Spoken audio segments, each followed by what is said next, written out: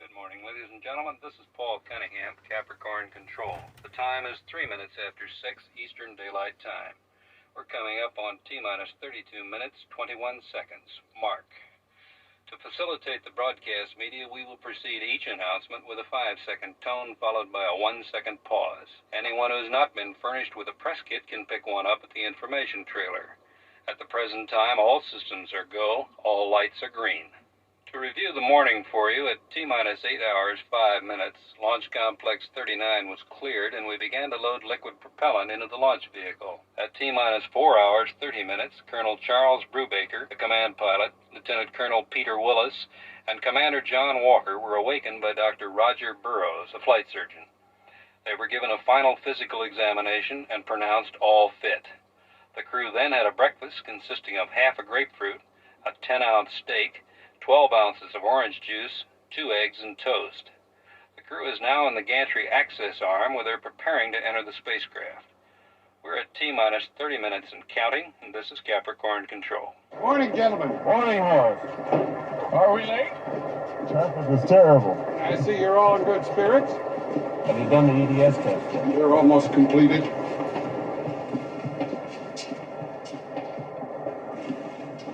You want us to enter? In a moment. What's up? I'm not very good at things like this. I've known you, especially Colonel Brubaker, for some time. What you're about to do today, I've spent my life. I'd just like you to know that I feel that all I've ever worked for, it has meaning today, and I'm very proud. Proud of the program, and proud of what I've been able to contribute in some small way, and I'm proud of you. I'd like for you to take this Bible with you. From me. From all of us. Why, Horace, I don't know what to say. Well, try saying nothing for a change. Horace. Thank you. We'd be honored to take this with us. Well, gentlemen, let's go to Mars. This is Paul Cunningham, Capricorn Control. We're now at T-minus 21 minutes and counting. The wives of the flight crew are here at the gate and will be flown back to Houston following launch. Good morning, Congressman Pico. We've reserved 3 of the best seats for you and for General Enders, right next to the Vice President. Is he here yet?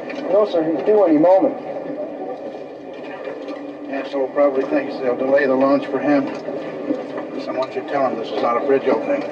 I hope you and Mrs. Pico will be very comfortable. The agency would like you to have these commemorative binoculars to help you watch the launch and to remember this day. Ah, it's very nice. Look at me. Have a date, Capricorn One emblem, and gold. Very nice, Alice. I'm glad you like them. We'll need another pair for my wife. I beg your pardon? Oh, don't make a fuss, Alice. It's all right. I said we'll need another pair for my wife.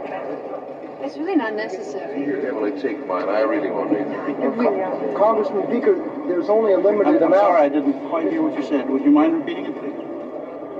Oh, there's no problem. I'll get another pair right away. Very thoughtful. This is Capricorn Control. We're at T-minus 15 minutes and still counting. All systems are go. All lights are green. Mission Control has reported the spacecraft is now on full external power. The launch vehicle will transfer to full internal power in T-minus 50 seconds. Both Ascension and Canary tracking stations report clear reception. The prime recovery ship in the event of a terminated flight will be the USS Kitty Hawk, which is located 350 nautical miles south-southeast of Bermuda. This is Capricorn Control.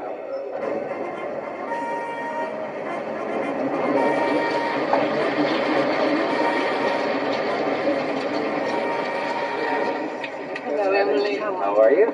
Phyllis? Hello, Hollis. Nice to see you. Glad to see you. Hollis, how are you? Very well, Mr. Vice President. How is the President today? Oh, just fine, thank you, Hollis. And he asked me to personally express his regrets at being unable to attend this launch. However, there were some very pressing matters that needed his attention in Washington. Like getting reelected. Mr. Vice President, I hope you and Mrs. Price will be very comfortable. The agency would like you to have these commemorative binoculars to help you watch the launch and to remember this day. Thank you. Thank you very much. Very nice. What is your name, son? Hughes, sir. Mark Hughes. You learn pretty quick. You'll do all right. Thank you, sir. We're at T-minus 10 minutes and counting. Stage 1 is green. Stage 2 is green. Stage 2 is green. Malfunction detect system on second panel. Roger, MDS on second panel. Capricorn One, we confirm TAR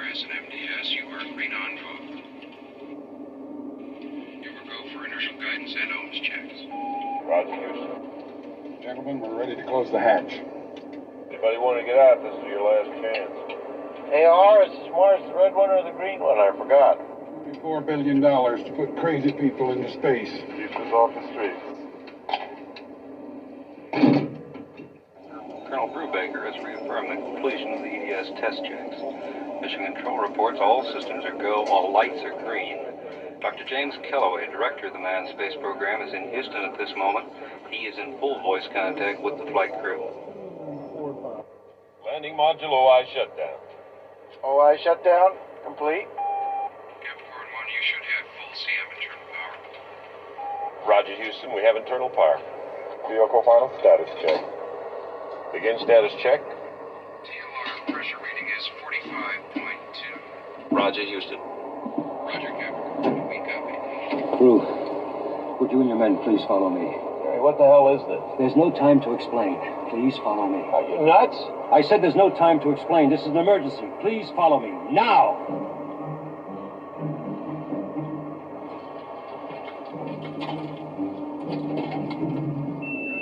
This is Paul Cunningham, Capricorn Control. The space vehicle final checks have been completed. The access arms are swinging into final retract position. The destruct systems are now fully armed. TLR pressure reading is 45.2. Roger, Houston, 45. The flight crew has completed the final launch vehicle range safety checks. T-minus 50 seconds, the launch vehicle will be on full internal power. That begins the actual launch sequence. The weather's reported good, scattered clouds at 10,000 feet.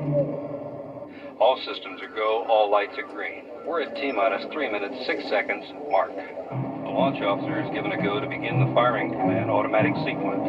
From now until T-minus 50 seconds, that system is preset. Initial stage thruster check is normal. Roger, we're coming up on T-minus 1 minute, 30 seconds. The final range safety checks are completed. The launch safety officer reports all systems are nominal, and we are go at this time. The launch escape tower is now fully armed. In the event of an abort, the tower will carry the command module away from the launch vehicle and will activate a system of drogue chutes at 10,000 feet. The flight crew reports all guidance and navigation systems are functioning properly. The range safety officer reports all tracking stations are operational. This is Capricorn Control.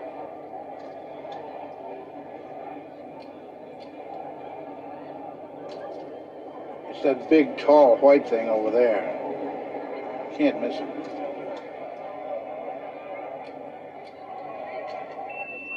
This is Paul Cunningham, Capricorn Control. We're at T-minus 1 minute, still counting. All systems are go, all lights are green. We should have launch vehicle power transfer right about now. Roger, Houston, we read nominal ALCS. Roger, Capricorn. We're at T-minus 30 seconds. At the present time, all systems are go, all lights are green.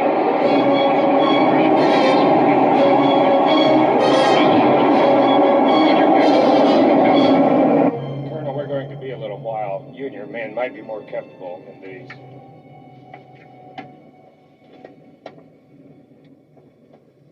We are T-minus 18 seconds from liftoff. We're T-minus 15 seconds. T-minus 10 seconds. 9, 8. We have ignition. 6, 5. We have outboard engines. 3. We have inboard engines. 1, 0. We have a launch commit. We have a liftoff at 35 minutes after the hour.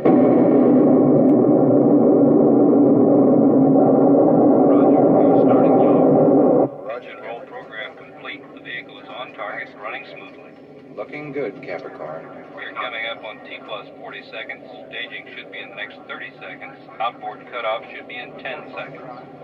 Obico, Capricorn. Roger, Houston. Have outboard cutoff. Obico at T-plus 2 minutes, 29 seconds. We're go for staging. You are go for staging, Capricorn. Roger, Houston. 5, 4, 3, 2, 1. We read staging. We copy. We have separation. It's confirmed. We have separation at T-plus 2 minutes, 43 seconds. S2 ignition. At S2. We have second stage ignition, S2 ignition at T-plus 2 minutes, 46 seconds. The vehicle is 47 miles downrange, altitude 43 miles, velocity 6,100 miles per hour. Mr. Vice President, please give my regards to the President. Oh, yes, I'll be very happy to do that, Hollis.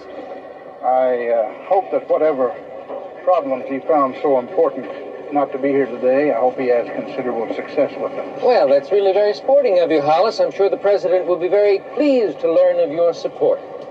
The president would get considerable more of my humble support if he would only be a little more helpful with this program here. Now, Hollis, you know the president is most interested in this program. I am most interested in a lot of things, including my wife's bridge game. That is not the same as supporting something.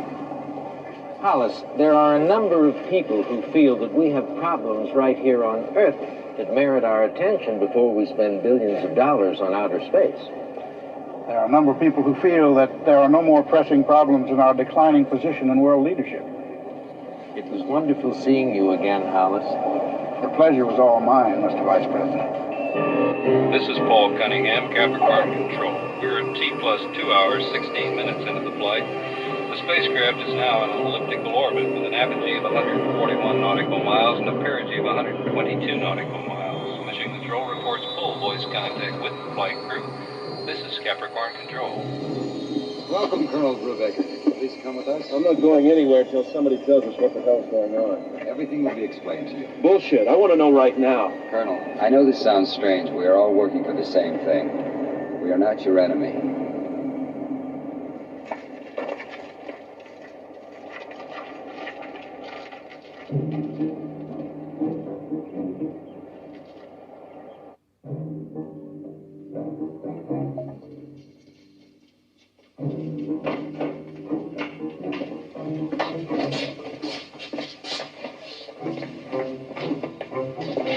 Please wait here.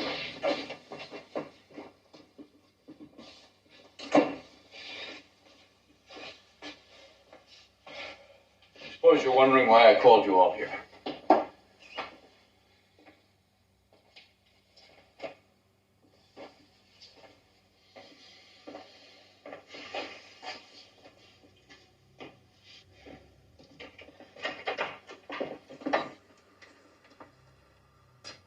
Good morning. Hi there, Dr. Calloway. Nice to see you. A funny thing happened on the way to Mars. Well, why don't you all sit down?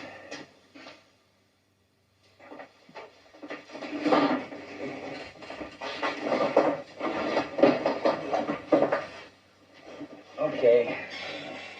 Here it is. I have to start by saying that if there was any other way, if there was even the slight chance of another alternative, I would give anything not to be here with you now. Anything. Brew, how long have we known each other? 16 years. That's how long. 16 years. You should have seen yourself then. You looked like you just walked out of a Wheaties box. And me, all sweaty palmed and deadly serious. I told everybody about this dream I had of conquering the new frontier, and they all looked at me like I was nuts. You looked at me and said yes. I remember when you told me Kay was pregnant. We went out and got crocked. I remember when Charles was born. We went out and got crocked again. The two of us, Captain Terrific and the Mad Doctor, talking about reaching the stars, and the bartender telling us maybe we'd had enough. 16 years. And then Armstrong stepped out on the moon, and we cried. We were so proud. Willis, you and Walker, you came in about then, both bright and talented wise asses. Looked at me in my wash and wear shirt, carrying on this hot love affair with my slide rule. And even you were caught up in what we'd done. I remember when Glenn made his first orbit in Mercury. They put up television sets in Grand Central Station, and tens of thousands of people missed their trains to watch. You know, when Apollo 17 landed on the moon, people were calling up the networks and bitching because reruns of I Love Lucy were canceled. Reruns, for Christ's sake. I can understand if it was a new Lucy show. I mean, what the hell is a walk on the moon? But reruns. Oh, jeez. And then suddenly everybody started talking about how much everything cost. Was it really worth $20 billion to go to another planet? What about cancer? What about the slums? How much does it cost? How much does any dream cost, for Christ's sake? Since when is there an accountant for ideas? You know who was at the launch today? Not the president, the vice president, that's who. The vice president and his plump wife. The president was busy. He's not busy. He's just a little bit scared. He sat there 2 months ago and put his feet up on Woodrow Wilson's desk. And he said, Jim, make it good. Congress is on my back. They're looking for a reason to cancel the program. We can't afford another screw-up. Make it good. You have my every good wish. His every good wish. I got his sanctimonious vice president. That's what I got. And so there we are. After all those hopes and all that dreaming, he sits there with those flags behind his chair and tells me we can't afford a screw-up. And guess what? We had a screw-up. A first-class, bona fide, made-in-America screw-up. The good people from Con-Amalgamate delivered a life support system cheap enough so they could make a profit on the deal. Works out fine for everybody. Con-Amalgamate makes money. We have our life support system. Everything's peachy. Except they made a little bit too much profit. We found out 2 months ago it won't work. You guys would all be dead in 3 weeks. It's as simple as that. So all I have to do is report that and scrub the mission. Congress has its excuse. The president still has his desk, and we have no more program. What's 16 years for actual drop in the bucket? All right, that's the end of the speech. Now we're getting to what they call the moment of truth. Come with me. I want to show you something.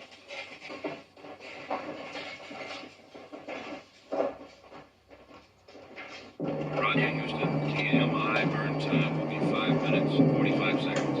Roger, Captain. Delta V burn time, 3.3 seconds. There's a door here. I'm going to open it and walk into another area. If you follow me, you'll see a bit more. I'll answer some questions, and you're going to... Why don't you just follow me?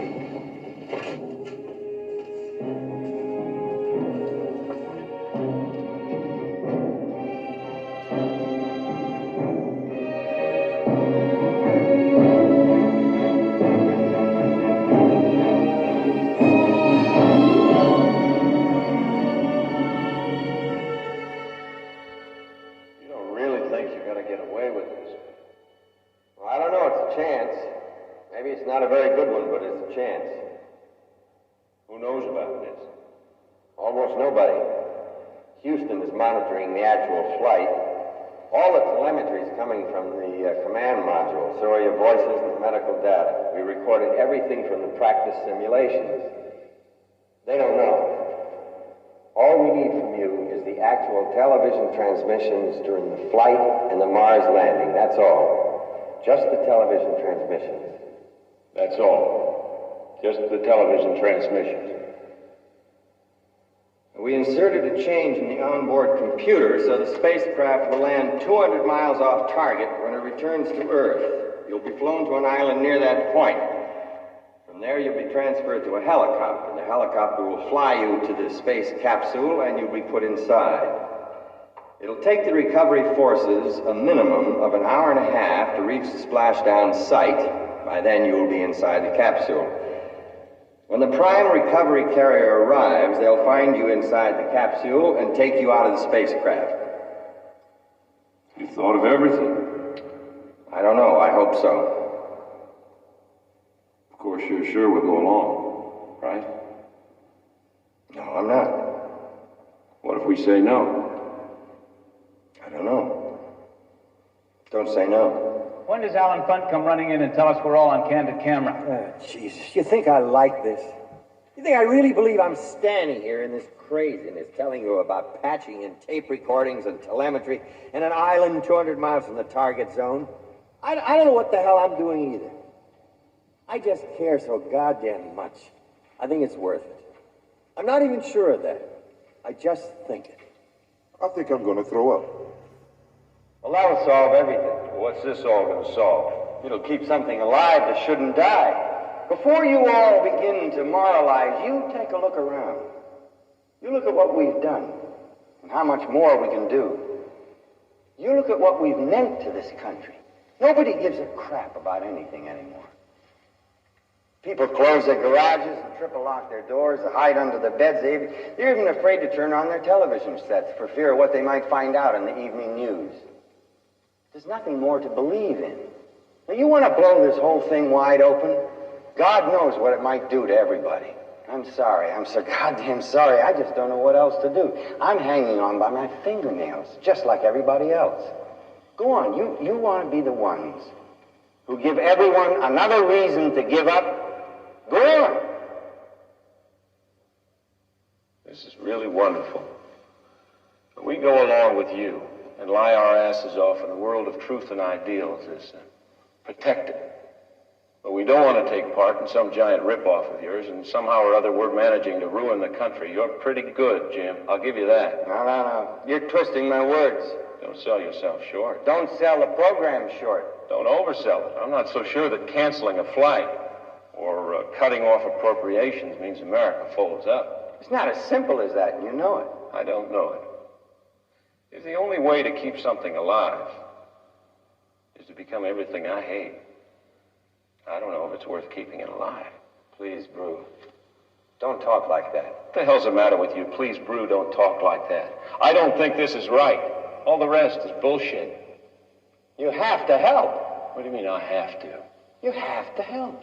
Well, what if I don't? Please, don't put me in a corner. You're crazy.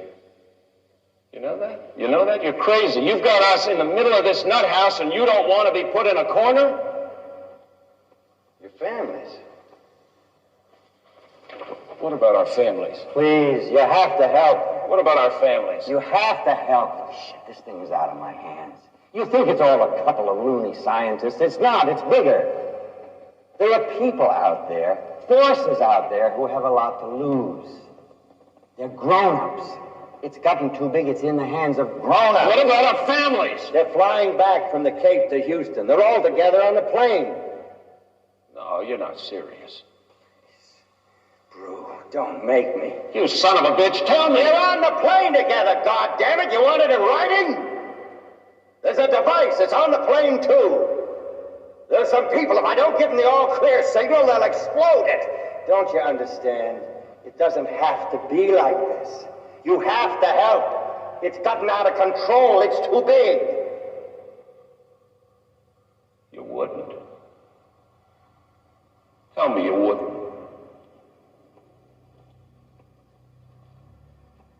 I can't tell you that, Brew.